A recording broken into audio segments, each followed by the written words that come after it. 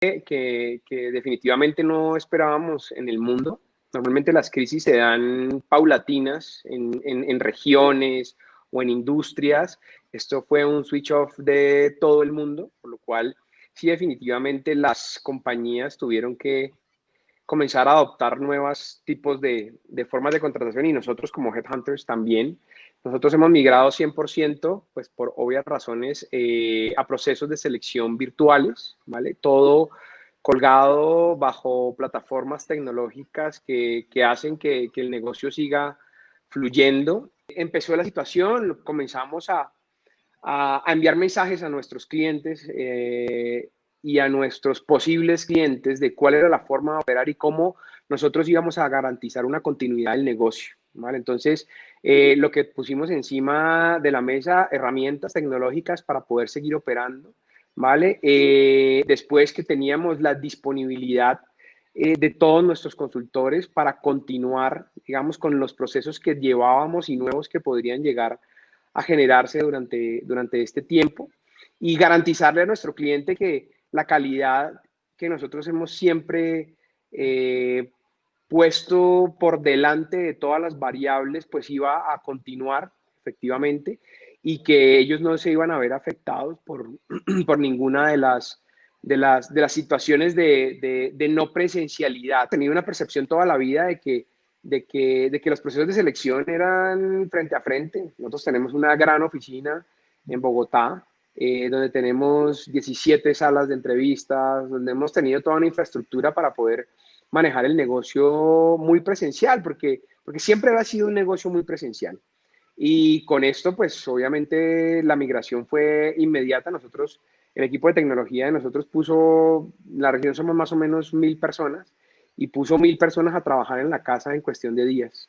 Como consecuencia, digamos, o como aprendizaje es mirar cómo nosotros nos reevaluamos las estructuras. No digo menos o más, pero sí reevaluar que efectivamente nosotros estamos teniendo como, como costo fijo o como core, y cómo debemos nosotros afrontar los negocios con esa perspectiva, que es totalmente diferente gestionar solamente el core del negocio que gestionar todas las áreas, porque no es fácil, obviamente, tener un área de logística, tener un área de recursos humanos, tener un área legal, tener un área de compras, tener un área comercial inclusive.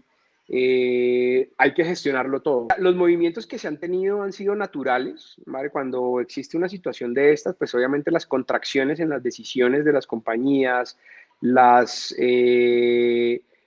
detenimiento que se tiene en los proyectos, y obviamente la incertidumbre pues genera unos movimientos económicos bastante complejos, muy difíciles de explicar, ¿vale?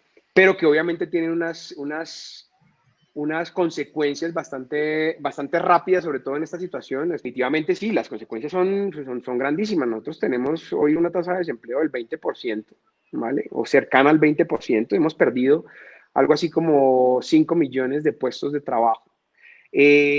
Pero el movimiento se ve. En marzo, abril fueron donde más se generó ese tipo de pérdida de posiciones de trabajo, pero en mayo definitivamente, y en junio hemos visto que la reactivación se ha comenzado a dar. Nosotros perdimos 5 millones, pero en mayo recuperamos casi 900,000. Y creo que ese va a ser el comportamiento, ¿vale? Bajo una nueva metodología de trabajo, pero esa transición obviamente pues genera que muchos caigan, obviamente, muchos caigan, pero otros también vean oportunidades. Lo que conversamos y por qué digamos, los headcounts no son más amplios, y es en la mayoría de compañías que tienen analistas viendo su funcionamiento para poder opinar y mover las acciones, compañías que cotizan, pues los analistas lo primero que ven son los movimientos de headcount que tienen las compañías, ¿vale? Eso es una de las variables que definitivamente siempre está dentro de los focos de estos analistas, y dentro de sus veredictos que dan para poder analizar las situaciones de las compañías. Son costos fijos. La gran nueva normalidad que va a revolucionar y que tenemos que reinventar, y que vamos a tener que ser casi que otras personas, no es tan real, ¿vale? Yo creo que tenemos muchísimos años operando, ¿vale? Y con unos canales de operación que no es fácil desmontar, ¿vale? Tenemos demasiadas generaciones que están vinculadas a esa nueva normalidad, ¿vale? Que algunos las adaptan mucho más fácil y otras siguen sin adaptar. Si yo logro flexibilizar las formas de contratación, sin duda voy a tener mayor empleabilidad.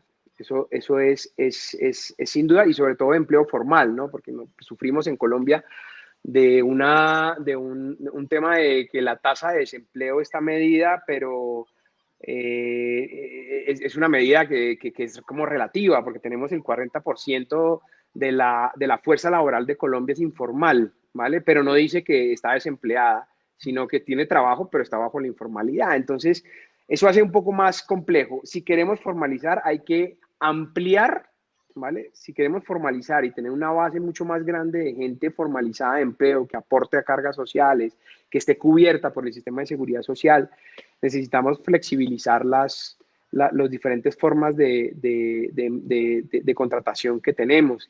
Y si es por horas, pues puede llegar a ser algo que pueda cubrir aún más gente que hoy está descubierta. Entonces, para mí siempre va a ser una opción las diferentes formas que se tengan de contratación. O sea, es una forma que tienen las compañías de flexibilizar proyectos que sean de una manera transitoria y les conviene muchísimo. Y al personaje que se emplea en un proyecto temporal les conviene muchísimo. Hablemos de los freelance. La forma de freelance tiene algo de riesgo, pero es una de las formas también en que se puede dinamizar la empleabilidad si se toman los controles suficientes por parte del que está contratando el freelance. Entonces, si logramos ampliar ese espectro que tenemos de contratación, sin duda vamos a tener mayor formalización. Esa es mi opinión como tal. Después, y para cerrar,